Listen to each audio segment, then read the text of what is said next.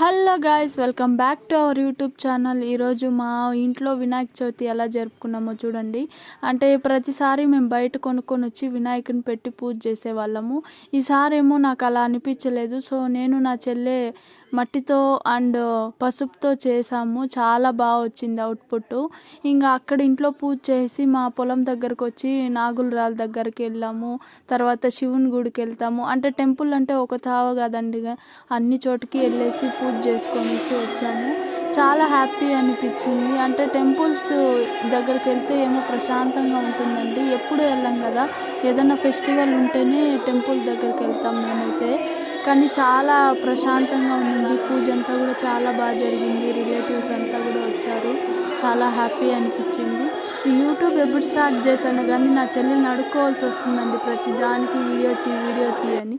మరిన్ని వీడియోస్ కోసం మన ఛానల్ని సబ్స్క్రైబ్ చేయండి. Bye guys.